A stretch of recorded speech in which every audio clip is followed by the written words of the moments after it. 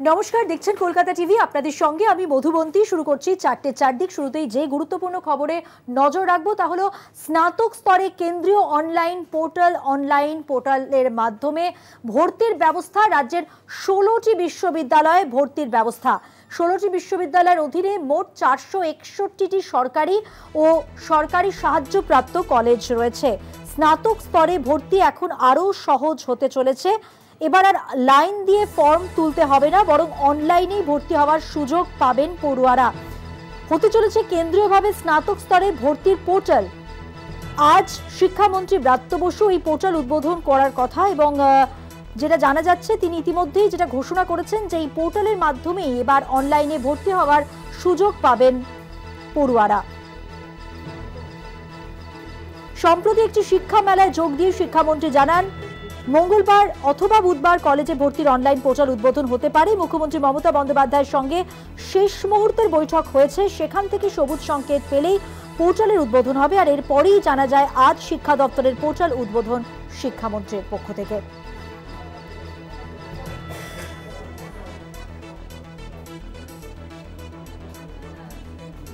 স্নাতক স্তরে ভর্তি এখন আরো সহজ হতে চলেছে। এবার লাইন দিয়ে আর ফর্ম তুলতে হবে না, একেবারে অনলাইনে পোর্টালের মাধ্যমেই কিন্তু ভর্তি হতে পারবেন পড়ুয়ারা।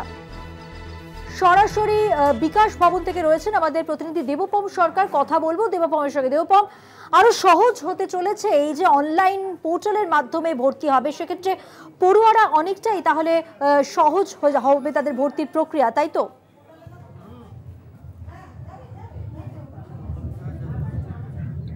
দেখো, একেবারে ক্লাস 12 পাস করার পর ছাত্রছাত্রীদের একটা টেনশন থাকতো যে কোন কলেজে তারা ভর্তি হবে এবং কি সাবজেক্ট নিয়ে তারা পড়াশুনো করবে। এই নিয়ে তাদের কিন্তু দিনরাত ঘুম উড়ে যেত এবং এখন থেকে মমতা বন্দ্যোপাধ্যায় কিন্তু এই বিষয়টি নজরে রেখে কিন্তু অনেক দিন ধরেই ভাবনা চিন্তা করছিল যে এই কলেজে ভর্তির যে প্রক্রিয়া, সেই প্রক্রিয়াটা কিভাবে সরলীকরণ করা যায়। অবশেষে আজকে শিক্ষামন্ত্রী ব্রাত্য বসু এবং শিক্ষা সচিবকে নিয়ে সাংবাদিক বৈঠক করে একটি পোর্টাল, সেন্ট্রাল পোর্টালের উদ্বোধন করেন এবং বলা যেতে পারে সারা রাজ্যে এবং ভারতবর্ষে এইটা হচ্ছে প্রথম পোর্টাল যেখানেতে প্রায় 7,000 কলেজ যে অ্যাডমিশন পেতে পারবেন। এবং এই পোর্টালটা করার উদ্দেশ্য 3। এক হচ্ছে স্বচ্ছতা বজায় রাখা, 2 নম্বর হচ্ছে অনেক ক্ষেত্রে শোনা যায় যে কলেজে ভর্তি হওয়ার সময় অতিরিক্ত পয়সা দিতে হয় অভিভাবকদের এবং ছাত্রছাত্রীরা তাদের পছন্দ মতো সাবজেক্ট সিলেক্ট করতে পারে না, যার জন্য ভিন রাজ্যে তাদের চলে যেতে হয়। এই 3টে পর্যায়কে আটকানোর জন্যই কিন্তু এই সেন্ট্রালাইজ পদ্ধতি। এবং ছাত্রছাত্রীরা রেজিস্ট্রেশনের পর, এনরোলমেন্টের পর একটা করে ইউজার আইডি পাসওয়ার্ড দিয়ে দেওয়া হবে তাদের কাছে এবং সেইটাকে ইউজ করে তারা ঢুকে লগ ইন করে তাদের যে র্যাঙ্ক, সেই র্যাঙ্ক পুট আপ করে কোন কলেজে তারা ভর্তি হতে চান এবং মোট 16 থেকে 17টা সাবজেক্ট তাদেরকে অপশন দেওয়া হবে, তারা চুজ করতে পারবেন। এবং এটাতে বলা যেতে পারে ছাত্রছাত্রীরা যেরকম খুশি এবং সেখানেতে পাশাপাশি যে দুর্নীতির অভিযোগমুক্ত কলেজে ভর্তি হওয়া, সেই দুর্নীতি অভিযোগ অনেকটাই কমবে বলে আশাবাদী শিক্ষা দপ্তর। সেই নিয়েই কিন্তু আজকে এই সেন্ট্রাল অনলাইন পোর্টালের আনুষ্ঠানিক উদ্বোধন করা হলো সল্ট লেকের বিকাশ ভবনে। মধুবন্তী। ধন্যবাদ দেবপম। কথা বললাম আমাদের প্রতিনিধি দেবপম সরকারের সঙ্গে। যেমনটা আপনাদের বলছিলাম যে স্নাতক স্তরে কেন্দ্রীয় অনলাইন পোর্টাল চালু হওয়ার সঙ্গে সঙ্গেই কিন্তু আরো সহজ হলো পড়ুয়াদের জন্য এই ভর্তি প্রক্রিয়া। অর্থাৎ এখন আর লাইনে দাঁড়িয়ে ফর্ম তুলতে হবে না, একেবারে সরাসরি অনলাইনেই আবেদন করা সম্ভব হবে। এবং আজকেই শিক্ষামন্ত্রী ব্রাত্য বসু এই পোর্টালের কথা বলেছেন, ঘোষণা করেছেন সাংবাদিকদের মুখোমুখি হয়ে। এবং এই পোর্টাল আসার ফলে একাধিক সুযোগ সুবিধা পাবেন ছাত্রছাত্রীরা ভর্তির জন্য, আর কলেজে কলেজে ফর্ম তুলতে হবে না। শিক্ষামন্ত্রী ব্রাত্য বসু কি বলেছেন এই প্রসঙ্গে শুনুন। মাননীয় মুখ্যমন্ত্রীর উপদেশে উচ্চশিক্ষা বিভাগ 16টি সরকার গঠিত আমাদের যে বিশ্ববিদ্যালয় আছে তার অধীনে মোট 461টি সরাসরি সরকারি কলেজ এবং গভর্নমেন্ট এইডেড কলেজের মোট 7,217টি কোর্সে 9,46,921টি আসন নিয়ে একটি কেন্দ্রীয় অনলাইন পোর্টালের মাধ্যমে এই ভর্তির ব্যবস্থা হতে চলেছে।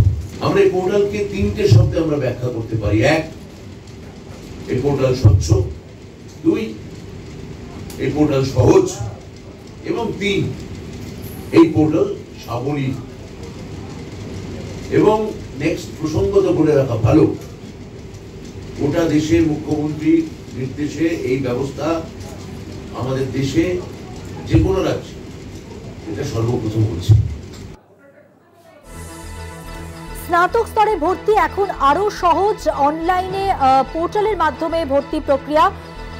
সম্প্রতি শিক্ষামন্ত্রী জানান যে এরকম একটি ভর্তির অনলাইন পোর্টাল উদ্বোধন হতে পারে। মুখ্যমন্ত্রী মমতা বন্দ্যোপাধ্যায় তিনি সবুজ সংকেত দিলেই তা সম্ভব এবং তারপরেই আজ সাংবাদিকদের মুখোমুখি হয়ে এই পোর্টাল সম্পর্কে জানিয়ে দিলেন শিক্ষামন্ত্রী ব্রাত্য বসু।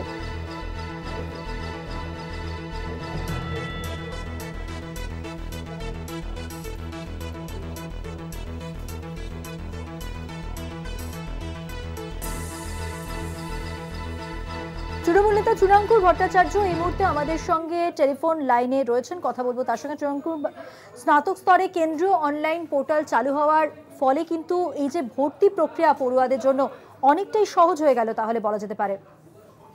হ্যাঁ, এটা একটা যুগান্তকারী সিদ্ধান্ত, সারা ভারতবর্ষকে পথ দেখালো এই online system, centralised online system.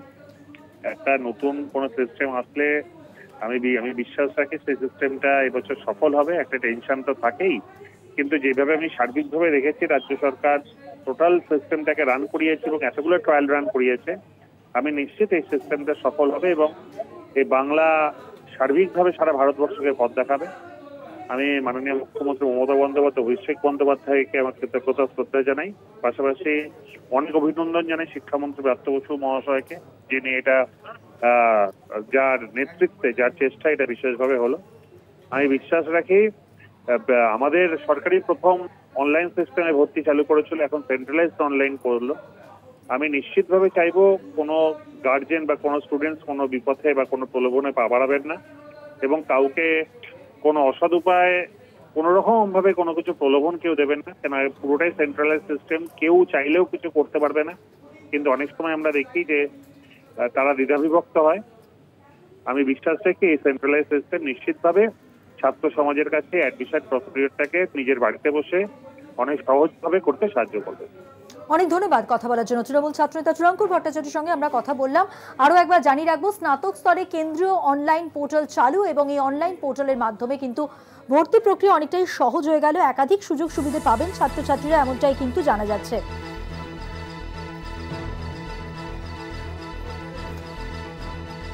এই পোর্টাল আসার ফলে যেমনটা আপনাদের বলছিলাম যে একাধিক সুযোগ সুবিধা পেতে পারবেন ছাত্রছাত্রীরা। ভর্তির জন্য আর কলেজে কলেজে ফর্ম তুলতে হবে না, আর এই পোর্টালের মাধ্যমেই কলেজের ফর্ম ফিল আপ করার পর পড়ুয়ারা তা আবেদন করতে পারবেন এবং এই পোর্টালের মাধ্যমেই টাকাও জমা দিতে পারবেন পড়ুয়ারা। জানা গিয়েছে একটি হেল্পলাইন নম্বর দেওয়া থাকবে, যদি কোনো পড়ুয়ার কোনো সমস্যা হয় তাহলে ওই নম্বর যোগাযোগ করে নিজের ভর্তি প্রক্রিয়া সম্পূর্ণ করতে পারবেন তারা।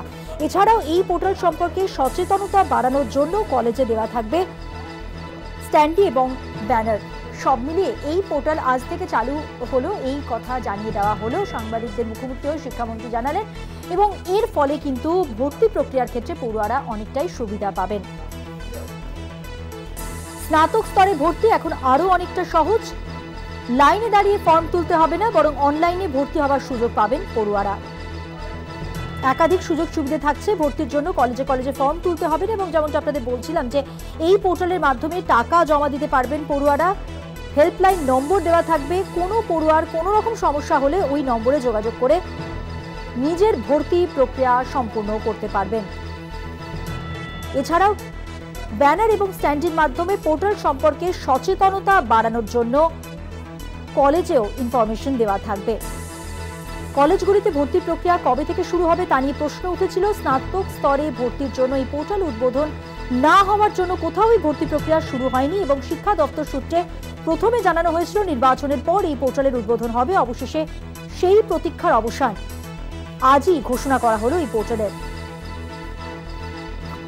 বিজেপি নেতা রাহুল সিনহা, কথা বলবো তার সঙ্গে। রাহুল বাবু, এই যে কেন্দ্রীয় অনলাইন পোর্টাল ভর্তি প্রক্রিয়ার ক্ষেত্রে চালু হলো, আজকে শিক্ষামন্ত্রী ব্রাত্য বসু জানালেন একাধিক সুযোগ সুবিধা পাবেন পড়ুয়ারা এবং ভর্তি হওয়া আরো সহজ হয়ে গেল, কি বলবেন এই প্রক্রিয়া নিয়ে? এখন বিষয় হচ্ছে এই সরকারের গোটাটাই দুর্নীতিতে ভরা, অতএব এই সমস্ত যে অনলাইন এগুলোর ভাওতা আবার নতুন করে দেওয়া হচ্ছে ফেস সেভ করার জন্য। কারণ এর আগে অনলাইনের জন্য ভর্তি ইত্যাদি সমস্ত কিছু কলেজের ক্ষেত্রে, ইঞ্জিনিয়ারিং এর ক্ষেত্রে হয়েছিল, কিন্তু দুর্নীতি যেখানে ছিল সেখানেই আছে। অতএব দুর্নীতিবাজদের হাতে যে কোনো মেশিনারি দেওয়া হোক, সেই মেশিনারিও দুর্নীতির কথা বলবে। সেই জন্য মেশিন তো চালাবে মানুষ, অনলাইনকে চালাবে তো মানুষ। সেই মানুষগুলি যদি অসৎ হয় তো স্বাভাবিকভাবেই যে সেখানে একটা অসৎ বিষয় হতেই থাকবে। অতএব আমি মনে করি খোল নলছে এই সরকারের যতক্ষণ না পাল্টাবে ততক্ষণ পর্যন্ত স্বচ্ছতা আসবে না। অনেক ধন্যবাদ কথা বলার জন্য। কথা বললাম বিজেপি নেতা রাহুল সিনহার সঙ্গে।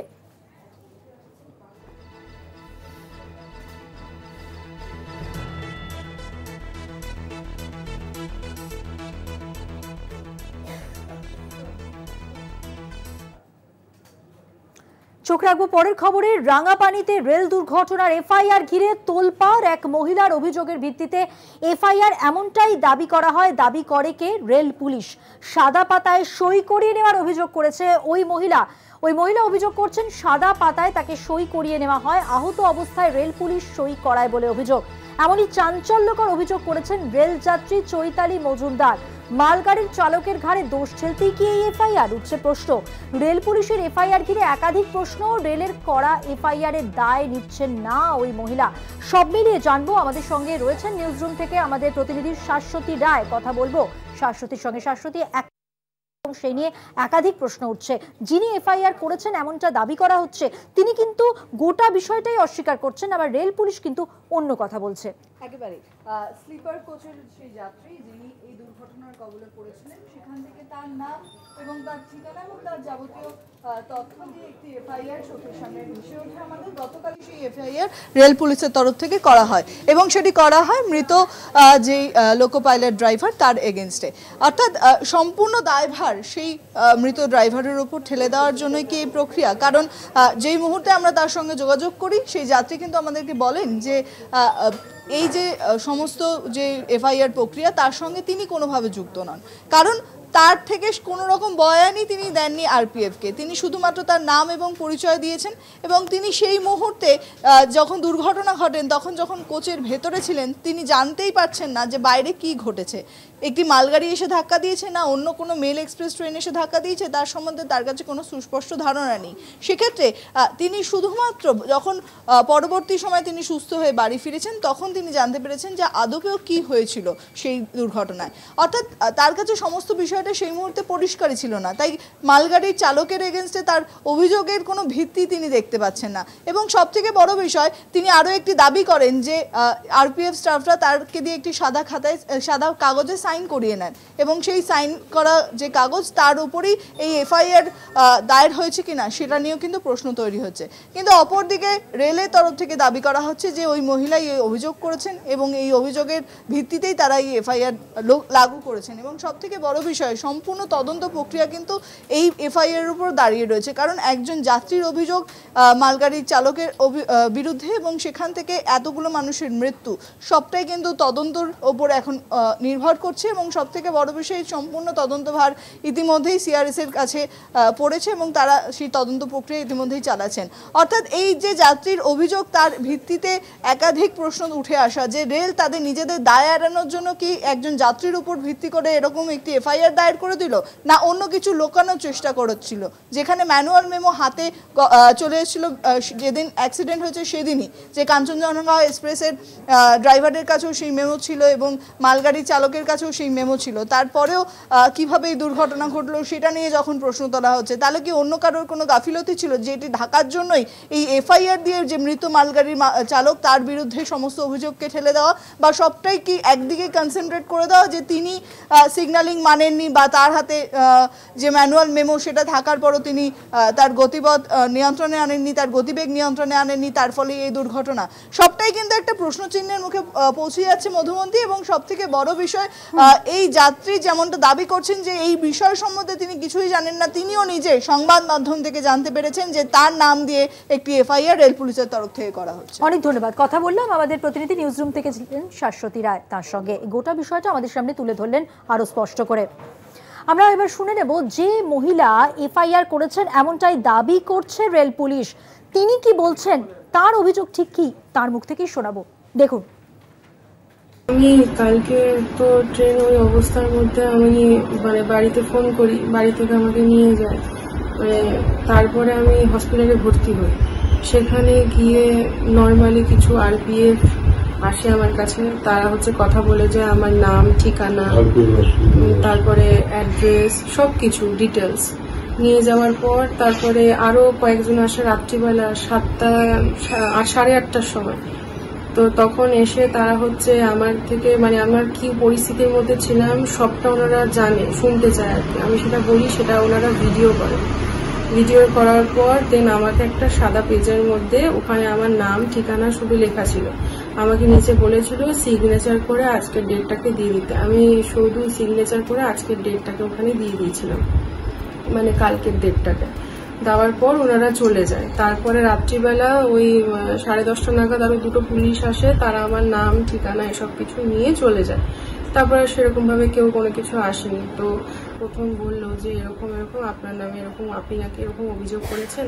প্রথমত ট্রেনের ভেতরে কে এসছে, কোন গাড়ি মেরেছে, সেটা আমার দেখার পক্ষে সম্ভব নয়। কারণ ওখানে ট্রেনের ভিতরে আমরা যে প্যাথেটিক একটা সিচুয়েশনের মধ্যে ছিলাম, সেটা একমাত্র যেই যাত্রীরা আমরা যাচ্ছি শুধু আমরা তারাই বুঝতে পারি, তারাই ফিল করতে পারবো। তো তারপর আমি ট্রেন থেকে অনেক রকম ভাবে, আমাকে 4 জন দাদা ছিল, তারা আমাকে নিয়ে নিচে নামার পর আমি দেখছি যে পেছন থেকে কোনো গাড়ি হয়তো মেরে দিয়েছে। তখন আমি শিওরলি কিছুই জানতাম না। আমাকে তারপরে বাড়িতে ফোন করা, তারা তো নিয়ে আসার পর আমি সন্ধ্যার পর জানতে পারি যে এরকম একটা মালগাড়ি নাকি পেছন থেকে এসে মেরেছে। আর বাকি থাকলো আমি নাকি কারণ আমি এফআইআর করেছি। আমি চিনি না তাদেরকে, আমি কেনই বা এফআইআর করতে যাবো তাদের নামে। আর 4:04 দিকে এখন সময় হয়ে গেছে একটা বিরতি নেওয়ার। বিরতির পর থাকছে আরো খবর, সঙ্গে থাকবেন। ফিরে এলাম বিরতির পর। আর এবার যে খবরে নজর রাখবো, রাজভবনের সামনে শান্তিপূর্ণ অবস্থানের দাবি জানিয়েছেন বিরোধী দলনেতা শুভেন্দু অধিকারী, এবং তিনি আদালতের দ্বারস্থ হয়েছিলেন, কিন্তু পুলিশ অনুমতি দেয়নি। ভোট পরবর্তী অশান্তিতে যারা আক্রান্ত তাদের নিয়ে অবস্থানের দাবি। 13ই জুন পুলিশের কাছে আবেদন খারিজ করে পুলিশ। রাজভবনের সামনে ধর্নায় বসার অনুমতি পেলেন না রাজ্যের বিরোধী দলনেতা শুভেন্দু অধিকারী। আজ থেকে রাজভবনের সামনে ধর্নায় বসার কথা ছিল তাঁর, আর সেই কারণেই কলকাতা পুলিশের কাছে অনুমতি চেয়েছিলেন তিনি। কিন্তু বুধবার সকালে, অর্থাৎ আজ সকালে, কলকাতা পুলিশ জানিয়ে দেয় যে রাজভবনের সামনে 144 ধারা জারি থাকায় সেখানে ধর্নায় বসতে পারবেন না শুভেন্দু অধিকারী। কথা বলবো, আমাদের সঙ্গে টেলিফোন লাইনে রয়েছেন আমাদের প্রতিনিধি পীযূষ কান্তি নাগ। পীযূষ, সেক্ষেত্রে শুভেন্দু অধিকারী কি বলেছেন বা আজকে আদালতে কি বলা হয়েছে তাকে জানতে চাইবো। দেখো, 144 ধারা অমান্য করে যে অবস্থানের জন্য যে আবেদন জানিয়েছিলেন শুভেন্দু অধিকারী, সেক্ষেত্রে কিন্তু আদালত পরিষ্কার জানিয়েছে যে ওই স্থানে, বিকল্প কোনো স্থানে তারা শান্তিপূর্ণ অবস্থান করতে পারেন কিনা সেই বিষয়টি আদালতের কাছে জানাতে হবে। এবং তার ক্ষেত্রেই কিন্তু পরবর্তী যে শুনানির দিন, সেই শুনানির দিন কিন্তু সেই বিষয়টি জানতে হবে। এবং পাশাপাশি রাজ্য সরকারকে আদালতের নির্দেশ যে ওই রাজভবনের সামনে 144 ধারা অমান্য করে যে অবস্থান বিক্ষোভ করেছিল তৃণমূল কংগ্রেস, তাদের বিরুদ্ধে কি ব্যবস্থা গ্রহণ করা হয়েছে এবং পুলিশ কি ব্যবস্থা নিয়েছে সেই বিষয়ে কিন্তু আদালতকে জানাতে হবে। আগামী শুক্রবার এই মামলার পরবর্তী শুনানির দিন ধার্য রয়েছে। সেদিনকে যেমন একদিকে রাজ্য সরকারকে জানাতে হবে যে তৃণমূল কংগ্রেসের পক্ষ থেকে রাজভবনের সামনে অবস্থান বিক্ষোভের জন্য যারা সেই ঘটনার সঙ্গে যুক্ত ছিলেন তাদের উপরে কি পুলিশ ব্যবস্থা নিয়েছে। পাশাপাশি শুভেন্দু অধিকারীকেও জানাতে হবে যে তার রাজভবনের বিকল্প কোনো জায়গায় তারা এই অবস্থান বিক্ষোভ করতে পারেন কিনা সে বিষয়েও কিন্তু আদালতের কাছে তাদের সেই জায়গার নাম জানাতে হবে। পীযূষ কান্তি, এই জায়গা থেকে আমার একটা প্রশ্ন রয়েছে যে এই যে বিকল্প জায়গা খুঁজে বের করার কথা বলা হয়েছে শুভেন্দু অধিকারীকে আদালতের পক্ষ থেকে বা বিচারপতি বলেছেন, সেক্ষেত্রে একটা প্রশ্ন উঠছে শুভেন্দু অধিকারীর পক্ষ থেকে যে 144 ধারা অমান্য করে অক্টোবরে রাজভবনের ঠিক সামনে তৃণমূল ধর্ণা কর্মসূচি পালন করে এবং উপস্থিত থাকা ব্যক্তিদের বিরুদ্ধে তাহলে কেন ব্যবস্থা নেওয়া হচ্ছে না, এই প্রশ্ন ওঠানো হয়। সেই জায়গা থেকে কি খবর রয়েছে তোমার কাছে? দেখো, এটা কিন্তু স্বাভাবিক বিষয়। বিচারপতিরা যখন বিচার করেন কারণ তাদের কাছে কিন্তু সবপক্ষেই বক্তব্য শুনি তাদেরকে সমান অবস্থানে তারা অবস্থান করে। যখন শুভেন্দু অধিকারী মামলা এই রেফারেন্স হিসাবে 144 ধারা অমান্য করে শাসক দলের অবস্থানের কথা উল্লেখ করা হয়েছে, সেই শাসক দলের অবস্থানের কথা উল্লেখ যেহেতু এই আবেদন পত্রে রয়েছে, সেক্ষেত্রে বিচারপতি সেই জায়গাটায় কিন্তু সম্পূর্ণভাবে বাধ্য রাজ্য সরকারের কাছে রিপোর্ট চাইছে যে ওই অবস্থান 144 ধারায় ওই ধরনের অবস্থান করা যায় না, এটা কিন্তু আইনে পরিষ্কারভাবে উল্লেখ রয়েছে। অর্থাৎ যখন 144 ধারা অমান্য করে ওই ধরনের অবস্থান করছে, তাহলে বিচারপতি মনে করছেন যে সেখানে আইন লঙ্ঘিত হয়েছে। যদি আইন লঙ্ঘিত হয়ে থাকে তাহলে তাদের বিরুদ্ধে কি কি ব্যবস্থা গ্রহণ করা হয়েছে, এইটা যেমন তার পর্যবেক্ষণের একটি অন্যতম দিক। তার মানে তারা করেছে বলে অপর আরেকজন সেই আইন লঙ্ঘন করবে, এটা আদালত সেই রায় দেবে, এটা কখনোই হতে পারে না। সেই কারণের জন্য বিচারপতি পরিষ্কারভাবে শুভেন্দু অধিকারীকে জানিয়েছেন, যে আইনজীবীকে জানিয়েছেন যে 144 ধারা বলবৎ থাকায় রাজভবনের সামনে তাদের বিকল্প জায়গায় তারা অবস্থান করলে আদালত সে বিষয়ে চিন্তা ভাবনা করতে পারে। সুতরাং আইনগত ভিত্তিতে আইনি অবস্থানের প্রেক্ষিতে দুজনের ক্ষেত্রে কিন্তু আদালত এই ধরনের অবস্থান গ্রহণ করে। পীযূষ কান্তি, তুমি আমাদের সঙ্গে থাকো। আর এবার যে খবরে নজর রাখবো, ডেবরা থানার সিসিটিভি ফুটেজ সংরক্ষণের নির্দেশ, জেলের সব ফুটেজ সংরক্ষণের নির্দেশ দেওয়া হয়েছে। নিম্ন আদালতে পেশ করার রিপোর্ট এবং সেই রিপোর্ট পেশ করতে হবে হাইকোর্টে। অভিজ্ঞ চিকিৎসক দিয়ে বিশেষ দল গঠন করে ময়না তদন্ত করতে হবে এবং ময়না তদন্তের ভিডিওগ্রাফি করতে হবে। এই সংক্রান্ত তথ্য জেনে নেব। আমাদের সঙ্গে আপনারা জানেন টেলিফোন লাইনে রয়েছেন আমাদের প্রতিনিধি পীযূষ কান্তি নাগ। পীযূষ কান্তি, দেখো, ডেবরায় বিজেপি কর্মী যে মৃত্যুর ঘটনাকে কেন্দ্র করে কলকাতা হাইকোর্টে যে সকালে যে আবেদন জমা করেছিল, সেই আবেদনের পরিপ্রেক্ষিতে কলকাতা হাইকোর্টের নিচে ডেবরা থানার সমস্ত সিসিটিভি ফুটেজ সংরক্ষণ করতে হবে। নিম্ন আদালতে যে পেশ করা রিপোর্ট, সেই রিপোর্টে কলকাতা হাইকোর্টে তুলে ধরতে হবে। সংশোধনাগারে সিসিটিভি ফুটেজ সংরক্ষণ করতে হবে। অভিজ্ঞ চিকিৎসক দ্বারা বিশেষ দল গঠন করে ময়না তদন্ত করতে হবে এবং ময়না তদন্তের ভিডিওগ্রাফি করতে হবে। সমস্ত প্রক্রিয়া শেষে দেহে পরিবারের হাতে তুলে দিতে হবে। পশ্চিম মেদিনীপুরের পুলিশ সুপারকে আগামী বুধবারের মধ্যে রিপোর্ট পেশ করতে হবে কলকাতা হাইকোর্টে। আগামী 26শে জুন পরবর্তী শুনানি। এই শুনানির দিন এই সমস্ত রিপোর্ট এবং ময়না তদন্তের রিপোর্ট দেখেই আদালত তার পরবর্তী সিদ্ধান্ত গ্রহণ করবে। ধন্যবাদ পীযূষ কান্তি। কথা বললাম আমাদের প্রতিনিধি পীযূষ কান্তি নাগের সঙ্গে।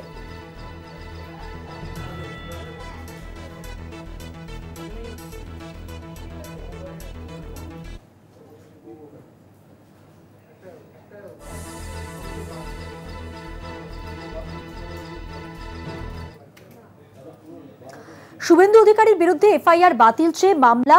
কোলাঘাটে শুভেন্দু অধিকারীর বাড়িতে তল্লাশি ভাঙচুরের ঘটনায় এফআইআর। 30শে সেপ্টেম্বর পর্যন্ত এফআইআর এর উপর অন্তর্বর্তী স্থগিতাদেশ দেওয়া হয়েছে। আর এর মধ্যে পুলিশ কোনো তদন্ত করতে পারবে না এমনটাই নির্দেশ দিয়েছেন বিচারপতি অমৃতা সিনহা। আরো একবার জানিয়ে রাখি আপনাদের, শুভেন্দু অধিকারীর বিরুদ্ধে এফআইআর বাতিল চেয়ে মামলা। কোলাঘাটে শুভেন্দু অধিকারীর বাড়িতে তল্লাশি ভাঙচুরের ঘটনায় এফআইআর। 30শে সেপ্টেম্বর পর্যন্ত এফআইআর এর উপর অন্তর্বর্তী স্থগিতাদেশ দেওয়া হয়েছে। আর এর মধ্যে পুলিশ কোনো রকম তদন্ত করতে পারবে না এমনটাই নির্দেশ দিয়েছেন বিচারপতি অমৃতা সিনহা।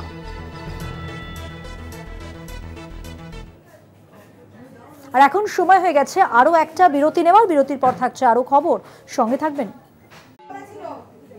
ফিরে এলাম বিরতির পর। এবার যে খবরে নজর রাখবো, মঙ্গলবার ডায়মন্ড হারবারে কেন্দ্রীয় দলকে ঘিরে বিক্ষোভ করে বিজেপি কর্মীরাই। বিজেপির দুটি গোষ্ঠীর মধ্যে বচসা, হাতাহাতি, পরে বিজেপি পার্টি অফিসে তালা লাগিয়ে দেওয়া হয়। ঘটনার পর ডায়মন্ড হারবারের বিজেপি প্রার্থী অভিজিৎ দাস, তাকে সাসপেন্ড করা হয়েছে। অভিজিৎ দাসকে সাময়িকভাবে সাসপেন্ড করা হয়েছে।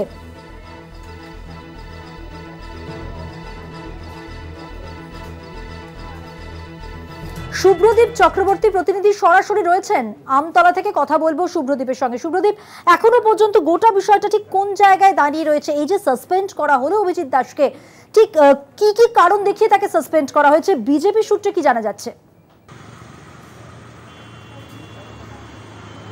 দেখো, একেবারেই প্রথমেই তোমায় জানিয়ে রাখবো, গতকালের যে ঘটনা, কেন্দ্রীয় দল তারা কিন্তু আসে ডায়মন্ড হারবারে ঘর ছাড়া বিজেপি কর্মীদের দেখতে, এবং সেখানেই যেটা জানা যাচ্ছে যে তারা কিন্তু জেলা পার্টি অফিসে আসে, সেখানে ঘর ছাড়া বিজেপি কর্মী সমর্থকদের সাথে দেখা করেন, এবং আলতাবেড়িয়া যাওয়ার উদ্দেশ্যে বারুইপুর রোড ধরে যখন তারা আলতাবেড়িয়া যাচ্ছিল তখনই কিন্তু বিজেপি কর্মী সমর্থকরা কেন্দ্রীয় দলকে ঘিরে বিক্ষোভ দেখায়, এবং যেটা শোকজের কারণ হিসাবে দেখানো হচ্ছে যে প্রার্থী নিজে সেই বৈঠকে উপস্থিত না থাকা, ঘর ছাড়া যারা কর্মী তাদেরকে সেই বৈঠকে যেতে না দেওয়া, এছাড়াও জেলা পার্টি অফিসে গতকাল বিশৃঙ্খলা সৃষ্টি হয়, সেখানে তালা ঝুলিয়ে দেয় বিজেপি কর্মী সমর্থকরাই, এবং প্রকাশ্যে আসে বিজেপির গোষ্ঠীদ্বন্দ্ব, এবং এই যে কার্যকলাপ জেলা পার্টি অফিসে বিশৃঙ্খলা সৃষ্টি হয় সেই কার্যকলাপে ইন্ধন রয়েছে বিজেপি প্রার্থী অভিজিৎ দাসের, এমনই কিন্তু অভিযোগ উঠেছে তার বিরুদ্ধে, এবং সেই কারণেই তার থেকে কিন্তু আগামী 7 দিনের মধ্যে লিখিতভাবে উত্তর চাওয়া হয়েছে, এবং সেই কারণেই কিন্তু তাকে সাময়িকভাবে কিন্তু শোকজ করা হয়েছে, এমনই কিন্তু একটি চিঠি সামনে এসেছে। এবং এই বিষয়ে কিন্তু বিজেপির যিনি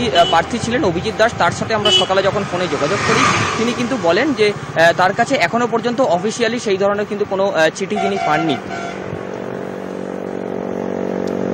ধন্যবাদ তোমাকে, কথা বললাম আমাদের প্রতিনিধির সঙ্গে। অভিজিৎ দাস যাকে সাময়িকভাবে সাসপেন্ড করেছে বিজেপি, তৃণমূল নেতা অরূপ চক্রবর্তী কি বলছেন এ প্রসঙ্গে শুনে নিন। প্রথম বিজেপির গানে থাপ্পড়টা খেলো শুভেন্দু অধিকারী, তারপর নতুন নাটক করলেন, প্রতিনিধি দল আনার নাটক। সেই দলের সামনে কি হলো, কালকে বিজেপির কর্মীরাই প্রতিনিধি দলকে বিক্ষোভ দেখালেন। অর্থাৎ পরিষ্কার বিজেপির অন্তর্কোন্দল যেভাবে বেআব্রু হয়ে পড়েছে, এবং আজকে তার ফলশ্রুতিতে বাংলার মানুষ 18 থেকে 12-তে নামিয়ে দিয়েছে। যারা বাংলার মানুষকে শিক্ষা দিতে চেয়েছিল বাংলার আবাসের টাকা আটকে, যারা বাংলার মানুষকে শিক্ষা দিতে চেয়েছিল বাংলার 100 দিনের টাকা আটকে,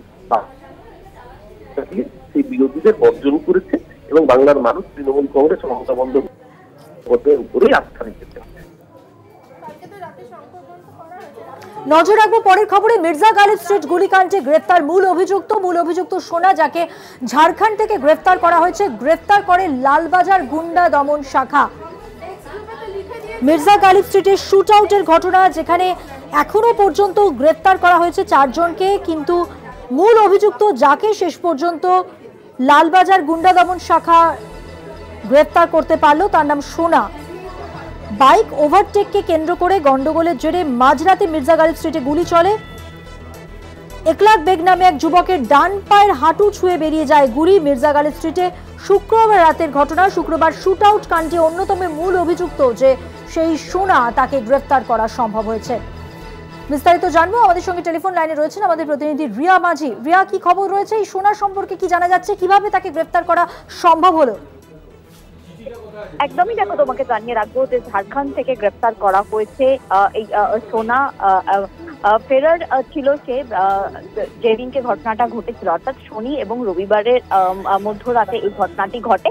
এই ঘটনার পর থেকে কিন্তু ফেরার ছিল এই সোনা, এবং মূল অভিযুক্ত এই ঘটনার কারণ আমরা জানি যে মির্জা গালিব স্ট্রিটে সেখানে বাইক রাখাকে কেন্দ্র করে এই ঘটনা। কারণ যিনি বাইক রেখেছিলেন সেই বাইককে সরিয়ে নিতে বলা হয়েছিল, এবং এই সোনাই বাইক রেখেছিল সেখানে, বাইককে সরিয়ে নিতে বলা হয়েছিল, এবং সেই সরিয়ে নিতে বলা হলে সোনা কিন্তু সেখানে তার দলবল নিয়ে গিয়ে চড়াও হয় সেই ব্যক্তির ওপর, এবং 3 রাউন্ড গুলি চালায়, যার মধ্যে 1 রাউন্ড গুলি এই সোনা চালিয়েছিল।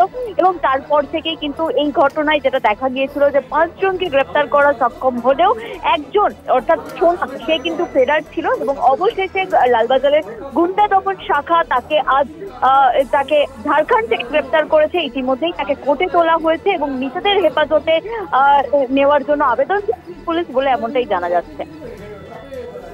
ধন্যবাদ রিয়া, কথা বললাম আমাদের প্রতিনিধি রিয়া মাঝির সঙ্গে। মির্জা গালিব স্ট্রিটের গুলিকাণ্ডে ধৃত মূল অভিযুক্ত সোনা, যাকে ঝাড়খণ্ড থেকে গ্রেফতার করেছে লালবাজার গুন্ডা দমন শাখা।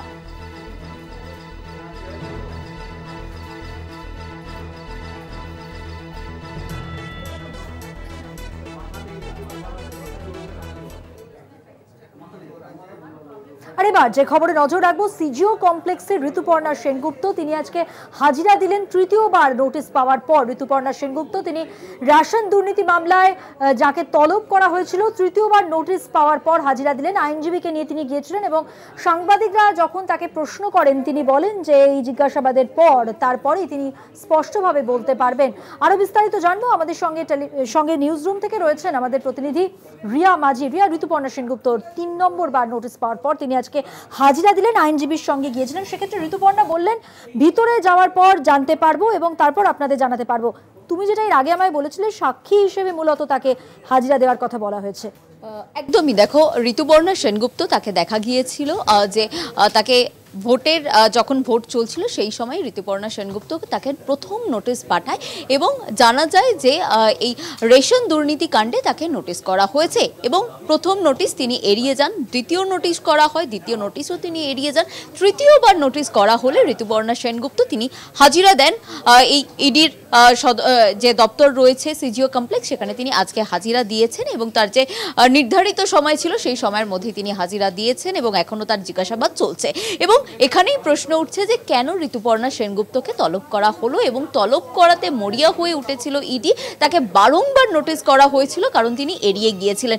এখানেই যেমনটা জানা যাচ্ছে ইডি সূত্রে যে 209টা যে অ্যাকাউন্টের নাম্বার পাওয়া গিয়েছে এবং যেটা দেখা গিয়েছিল যে বাকিবুর তাকে গ্রেপ্তার করার পরেই তার অ্যাকাউন্ট, তার নিজস্ব অ্যাকাউন্ট এবং তার যে কোম্পানি রয়েছে সেই কোম্পানির অ্যাকাউন্ট যে সিজ করা হয়েছে এবং সেখানের যে কতগুলো অ্যাকাউন্টে টাকা গিয়েছে সেই বিষয়টা যখন দেখছিল ইডি কর্তারা, সেখানেই কিন্তু ঋতুপর্ণা সেনগুপ্তর সেখানেই অ্যাকাউন্ট নাম্বার দেখা যায় এবং সেই অ্যাকাউন্ট নাম্বার খতিয়ে দেখতে গিয়ে কিন্তু ঋতুপর্ণা সেনগুপ্ত তার হদিশ পায় এবং তারপরেই কিন্তু যেটা দেখা যায় যে সেই অবধি পৌঁছায় এবং সেই তথ্য পাওয়ার পরেই কিন্তু ইডি তাকে নোটিশ করতে আরম্ভ করে এবং যেটা দেখা গিয়েছিল যে 209টা যে এখনো অবধি অ্যাকাউন্ট পেয়েছে ইডি কর্তারা, যেখানে বাকিবুরের নিজস্ব কোম্পানি এবং একই সঙ্গে তার কোম্পানির নিজস্ব অ্যাকাউন্ট এবং কোম্পানির যে অ্যাকাউন্টগুলো সেখান থেকে কিন্তু পাওয়া গিয়েছে এই ঋতুপর্ণা সেনগুপ্তর যে টাকা গিয়েছিল তার অ্যাকাউন্ট থেকে, সেখান থেকে এই তথ্য পাওয়া গিয়েছে এবং যেটা দেখা যাচ্ছে যে একবার নয় একাধিকবার তার অ্যাকাউন্টে টাকা গিয়েছে এবং লক্ষাধিক টাকা গিয়েছে এবং বিভিন্ন সময়ে যে তার অ্যাকাউন্টে টাকা গিয়েছে সেখানে কিন্তু লক্ষাধিক টাকাই গিয়েছে। তো এত টাকা ঋতুপর্ণা সেনগুপ্তর কাছে কেন পাঠাতো বাকিবুর এবং বাকিবুরের নিজস্ব অ্যাকাউন্ট, তার যে কোম্পানির অ্যাকাউন্ট, বিভিন্ন জায়গা থেকে বিভিন্ন সময়ে যে টাকা গিয়েছে সেটা কেন গিয়েছে সেটাই মূলত কিন্তু জানতে চাই ইডি কর্তারা। বাকিবুরের সঙ্গে এই যে বাকিবুর রহমান যে ইতিমধ্যেই গ্রেপ্তার হয়েছে, যেখান থেকে এই মন্ত্রী তিনিও গ্রেপ্তার হয়েছেন জ্যোতিপ্রিয় মল্লিক, সেই জায়গা থেকে দাঁড়িয়ে তাদের সঙ্গে এই যে ঋতুপর্ণা সেনগুপ্ত তিনি টলিপাড়ার একজন অ্যাক্ট্রেস, তার সঙ্গে কিভাবে তাদের যোগসূত্র এবং কেনই বা টাকা পাঠাতো, তাহলে কি তার এই কালো টাকা সাদা করার জন্য টলিপাড়ায় এর আগেও দেখা গিয়েছে যে এর আগেও টলিপাড়াতে এই টাকা খেটেছে কালো টাকা, সেক্ষেত্রে এই যে রেশন দুর্নীতি এখানেও কি ঠিক একইভাবে কালো টাকাকে খাটানো হয়েছে সেই বিষয়টাই কিন্তু ইডি কর্তারা তারা জানতে চান এবং সেই কারণের জন্যই ঋতুপর্ণা সেনগুপ্তকে জিজ্ঞাসাবাদের জন্য তারা মরিয়াও হয়ে উঠেছিল এবং অবশেষে 3 নম্বর নোটিশ পেয়ে ঋতুপর্ণা সেনগুপ্ত তিনি হাজিরা দিয়েছেন এবং তাকে এখনো অবধি জিজ্ঞাসাবাদ চলছে। মূলত যেমনটা জানা যাচ্ছে যে ঋতুপর্ণাকে জিজ্ঞাসাবাদ এটা নিয়েই করা হচ্ছে যে তিনি বাকিবুরকে চিনলেন কিভাবে এবং এই টাকা তিনি কেন নিয়েছিলেন, কোন কাজের জন্য নিয়েছিলেন এবং একই সঙ্গে তাকে শুধু একা তলব করা হয়েছে এমনটা নয়, তার সঙ্গে আনতে বলা হয়েছিল তার অ্যাকাউন্টের ডিটেলস, অর্থাৎ তিনি যে উত্তর দেবেন বা এই অ্যাকাউন্টের টাকা কেন গিয়েছিল সেই ডিটেলস এবং তিনি সেই টাকা দিয়ে কি করেছেন সমস্ত বিষয়টা কিন্তু ইতিমধ্যেই ঋতুপর্ণা সেনগুপ্ত তাকে জিজ্ঞাসাবাদ পর্ব ইডি কর্তারা তারা চালিয়ে নিয়ে যাচ্ছেন। ধন্যবাদ রিয়া, কথা বললাম আমাদের প্রতিনিধি নিউজরুম থেকে রয়েছেন রিয়া মাঝি, তার সঙ্গে।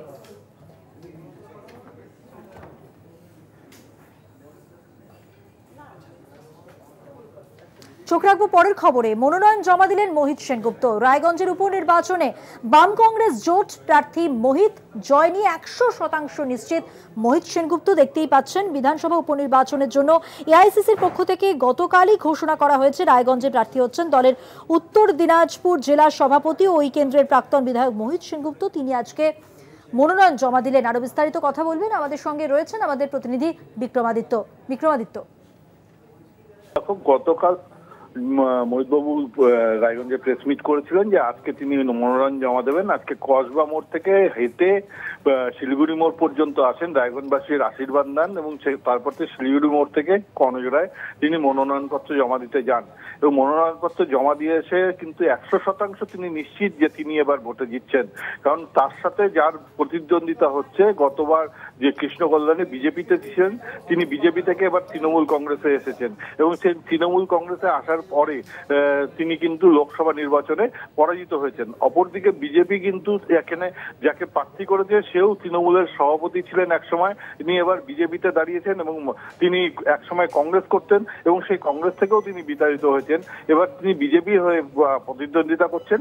সেই কারণে তিনি একদম সঠিকভাবে জানেন যে রায়গঞ্জবাসী দলবদ্ধদের তাকে কোনো ভোট দেবে না, তারা কংগ্রেসকে ভোট দেবে এবং তার দ্বারা সোজা আছে এবং তিনি জানেন কি করে কাজ বের করে নিয়ে আসতে হয় এবং রায়গঞ্জে কিভাবে উন্নয়ন করতে হয় তিনি সেটা জানেন। তিনি সেইভাবে এবার ভোটে দাঁড়িয়েছেন এবং ভোটে জিতে সেই কাজগুলো সম্পূর্ণ করবেন বলে জানিয়েছেন মোহিতবাবু। মধুবন্তী।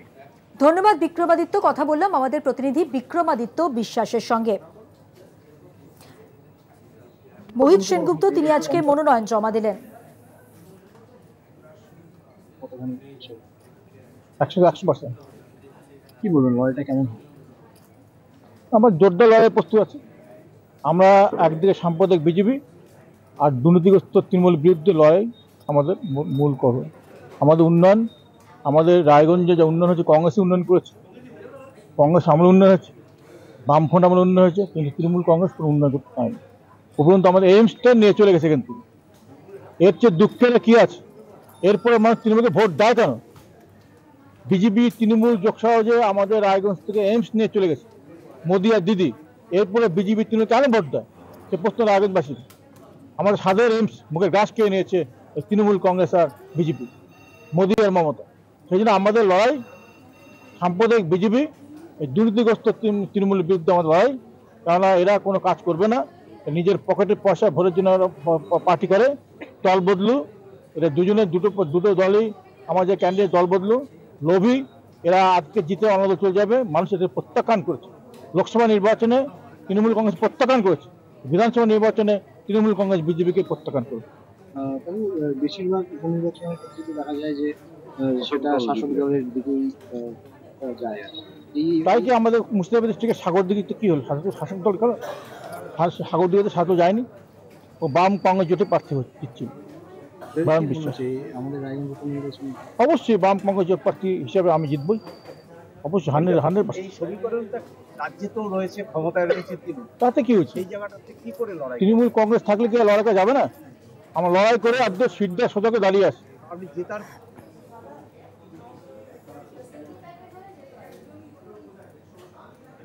এখন সময় বিরতির পর থাকছে খবর, সঙ্গে থাকবেন। ফিরে এলাম বিরতির পর। যে খবরে নজর রাখবো, হলং বন বাংলো পুড়ে যাওয়ার পর তদন্তে বন দফতর। তদন্ত উত্তরবঙ্গ সিসিএফ ও ওয়াইল্ড লাইফ ভাস্কর জেভির সঙ্গে ডিএফও পারভিন কাশওয়ান। বিষয় নিয়ে তদন্তের আশ্বাস বন আধিকারিকদের। শর্ট সার্কিট থেকে আগুন অনুমান বন আধিকারিকদের। দেখছেন সেই ছবি। জলদাপাড়া জাতীয় উদ্যানের হলং বন বাংলো, সেখানে ভয়াবহ আগুন লাগে, অগ্নিকাণ্ডে ভস্মীভূত হয়ে গিয়েছে বাংলো। হতাহতের কোনো খবর নেই। জলদাপাড়া জাতীয় উদ্যানের হলং বন বাংলো, যেখানে ভয়াবহ আগুন লাগে। জানা গিয়েছে মঙ্গলবার রাত 9টা নাগাদ হলং বন বাংলোতে আগুন লাগে। বাংলোটি বন্ধ ছিল, শর্ট সার্কিট থেকে আগুন প্রাথমিক অনুমান। এসি বিস্ফোরণ হয় এমনটাও কিন্তু জানা যাচ্ছে। সব মিলে শেষ যে খবর রয়েছে জানবো। আমাদের সঙ্গে সরাসরি রয়েছেন আমাদের প্রতিনিধি পিনাকি চক্রবর্তী। পিনাকি, এখনো পর্যন্ত আগুন লাগার কারণ সম্পর্কে বন আধিকারিকরা কি বলছেন? দেখো, আজ সকালবেলা থেকেই বনাধিকারিক থেকে শুরু করে পুলিশ সবাই মিলেই এই তদন্তটা শুরু করা হয়েছে। কিছুক্ষণ আগেই ফরেন্সিক দলের সদস্যরাও এসেছেন। তবে একেবারেই খারিজ করে দেওয়া হয়েছে কোনো নাশকতা বা ষড়যন্ত্রের তত্ত্ব। কারণ পরিষ্কার তারা বলছেন যে শর্ট সার্কিট থেকেই এই আগুনের উৎপত্তি হয়েছিল।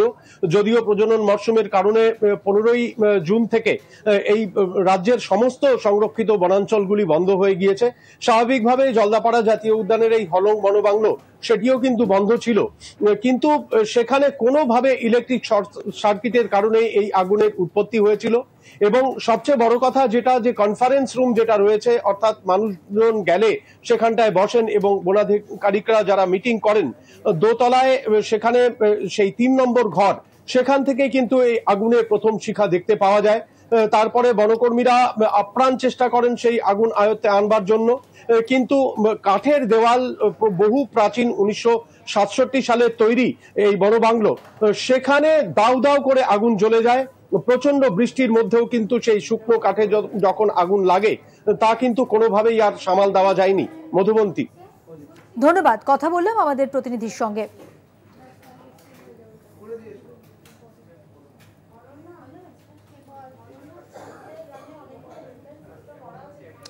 চোখ রাখবো পরের খবরে। বন্যায় বিধ্বস্ত অসম, মৃত 30 জন, বন্যায় ক্ষতিগ্রস্ত লক্ষাধিক মানুষ। আসামের পরিস্থিতি আপনাদের সামনে তুলে ধরছি, যেখানে বন্যায় বিধ্বস্ত, মৃত অন্তত 30।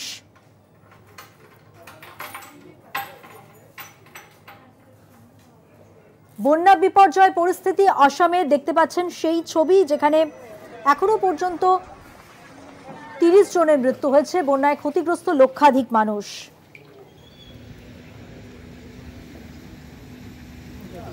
অসমে ভয়াবহ বন্যা পরিস্থিতিতে জনজীবন বিপর্যস্ত, একাধিক গ্রাম ভেসে গেছে। ভয়াবহ বন্যা পরিস্থিতি, তার জেরে 30 জন মানুষ মারা গিয়েছে। বানভাসী পরিস্থিতির আরো আপডেট জানবো। আমাদের সঙ্গে অ্যাসাইনমেন্ট হেড রয়েছেন দিব্যেন্দু ঘোষ, তার কাছ থেকে। দিব্যেন্দু, দেখো, অসমের যে বন্যা পরিস্থিতি তাতে কিন্তু খুবই আরো বহু এলাকা ক্ষতিগ্রস্ত, অন্তত 30 জনের মৃত্যুর খবর পাওয়া গেছে। প্রায় 1.5 লক্ষ মানুষ তাদের নিরাপদ আশ্রয়ে সরিয়ে নিয়ে যাওয়া হয়েছে। অন্তত 43টা ক্যাম্প করা হয়েছে, যে ক্যাম্পে তাদের রাখা হয়েছে। এবং মূলত যে করিমগঞ্জ, সেই করিমগঞ্জ জেলায় আজকে ধস নামে, সেই ধসে একই পরিবারের অন্তত 5 জনের মৃত্যুর খবর পাওয়া গেছে। সব মিলিয়ে আসামের পরিস্থিতি কিন্তু এই মুহূর্তে ভয়াবহ। মূলত করিমগঞ্জ জেলা, বিশ্বনাথ, হাইলাকান্দি, কোকরাঝাড়, এই সমস্ত জেলাগুলো সব থেকে বেশি ক্ষতিগ্রস্ত। বহু চাষের জমি জলে ভেসে গেছে। এবং যা পরিস্থিতি, তাতে অসমের মুখ্যমন্ত্রী হিমন্ত বিশ্ব শর্মা তিনি উদ্ধারের জন্য যে SDRF উদ্ধার কাজ চালাচ্ছে, উদ্ধারের জন্য সমস্ত রকম ব্যবস্থা তিনি করেছেন। এবং SDRF কে নির্দেশ দেওয়া হয়েছে যে সমস্ত মানুষ, বিশেষ করে যারা নদী তীরবর্তী এলাকায় বাস করেন, তাদের সরিয়ে নিয়ে অন্তত রিলিফ ক্যাম্পে রাখা হবে। এবং সেই কাজই কিন্তু জোর কদমে চলছে। যে সমস্ত বাড়ি ক্ষতিগ্রস্ত হয়েছে, যে সমস্ত এলাকা মূলত ক্ষতিগ্রস্ত, সেই এলাকা থেকে মানুষদের উদ্ধার করে নিরাপদ আশ্রয়ে নিয়ে যাওয়া হয়েছে। করিমগঞ্জ জেলা সব থেকে বেশি ক্ষতিগ্রস্ত। করিমগঞ্জ জেলাতে যে 5 জনের মৃত্যুর খবর পাওয়া গেছে, সেখানে কিন্তু একাধিক জায়গাতে ধস নামে, এবং ধসের ফলেই কিন্তু একই পরিবারে 5 জনের মৃত্যুর খবর পাওয়া গেছে। এবং অন্যান্য যে সমস্ত জেলা, অন্তত 15টি জেলা সব থেকে বেশি ক্ষতিগ্রস্ত। এই মুহূর্তে যা পরিস্থিতি, তাতে কিন্তু মৃতের সংখ্যা আরো বাড়তে পারে। এবং যে ক্ষতিগ্রস্ত যে সমস্ত এলাকা, সেই এলাকা থেকে যে মানুষ যারা রয়েছে, তাদের বহু ঘর বাড়ি ভেসে গেছে, বহু মানুষ ক্ষতিগ্রস্ত। যে সংখ্যাটা যেটা বলা হচ্ছে, যে অন্তত 1,60,000 মানুষ তারা সবথেকে ক্ষতিগ্রস্ত। তাদের নিরাপদ আশ্রয়ে সরিয়ে নিয়ে যাওয়া হয়েছে, বিভিন্ন রিলিফ ক্যাম্প সেখানে রাখা হয়েছে। সব মিলিয়ে আসামের পরিস্থিতি, অসমের বন্যা পরিস্থিতি কিন্তু ভয়াবহ। কয়েকদিন আগে আমরা দেখেছি যে সিকিমে এই ধরনের বন্যা পরিস্থিতি তৈরি হয়েছিল। তিস্তাতেও জল বাড়ার ফলে সেখানে এই পরিস্থিতি তৈরি হয়, এবং বহু পর্যটক সেখানে আটকে ছিলেন, সেই পর্যটকদের নামিয়ে আনা হয়েছে। সুতরাং সিকিমের পরিস্থিতি এখন অনেকটা ঠিকঠাক, কিন্তু অসমের পরিস্থিতি কিন্তু এখনো যা পরিস্থিতি অসমের, তাতে কিন্তু উদ্বেগের যথেষ্ট কারণ আছে। ধন্যবাদ।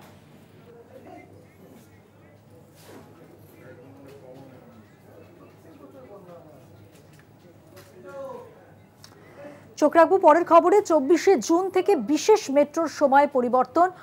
সোম থেকে শুক্রবার পর্যন্ত রাতের মেট্রোর সময় পরিবর্তন হয়েছে। রাত 11টার বিশেষ মেট্রোর সময় পরিবর্তন। রাত 11টার বদলে 10টা 40-এ মিলবে পরিষেবা। এই পরিষেবা সংক্রান্ত আরো তথ্য জেনে নেব। আমাদের সঙ্গে টেলিফোন লাইনে রয়েছেন আমাদের প্রতিনিধি শাশ্বতী রায়। শাশ্বতী, মেট্রো পরিষেবা সম্পর্কে তোমার কাছে কি তথ্য রয়েছে? দেখো, শেষ পরিষেবার সঙ্গে বিশেষ পরিষেবার একটা সময়ের অনেকটা দূরত্ব ছিল। সেক্ষেত্রে রাত 11টায় চলছিল শেষ মেট্রো পরিষেবা। এই বিশেষ মেট্রো পরিষেবা সোমবার থেকে শুক্রবার পর্যন্ত দেওয়া হচ্ছিল, কিন্তু সেক্ষেত্রে এই পরিষেবার পরিবর্তন ঘটালো মেট্রো রেল। এবং যেমনটা সিদ্ধান্ত নেওয়া হয়েছে, আগামী 24শে জুন থেকে 11টার পরিবর্তে 10টা 40 মিনিটে চলবে এই বিশেষ মেট্রো পরিষেবা। সোম থেকে শুক্রবার এই বিশেষ মেট্রো পরিষেবা দেওয়া হবে রাত্রির 11:40-এ, অর্থাৎ 9:42 দুই প্রান্তিক স্টেশন থেকে শেষ মেট্রো ছেড়ে যাওয়ার পর এই বিশেষ পরিষেবা রাত্রির 10:40 দমদম এবং কবি সুভাষ থেকে পাবেন কলকাতাবাসী। অর্থাৎ কলকাতার লাইফলাইনের শেষ পরিষেবা বলা যায় যে রাত্রি 10:40। ধন্যবাদ শাশ্বতী। কথা বললাম আমাদের প্রতিনিধি শাশ্বতী রায়ের সঙ্গে।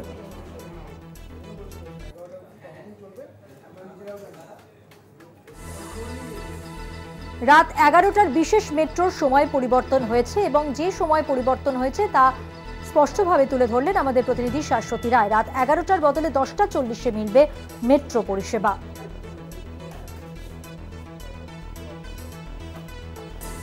24শে জুন থেকে বিশেষ মেট্রোর সময় পরিবর্তন।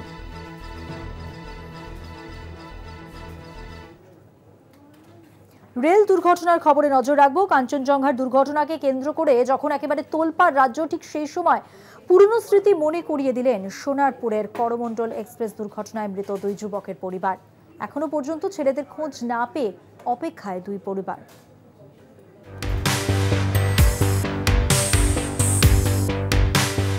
করমণ্ডল এক্সপ্রেস দুর্ঘটনার স্মৃতি এখনো দগদগে।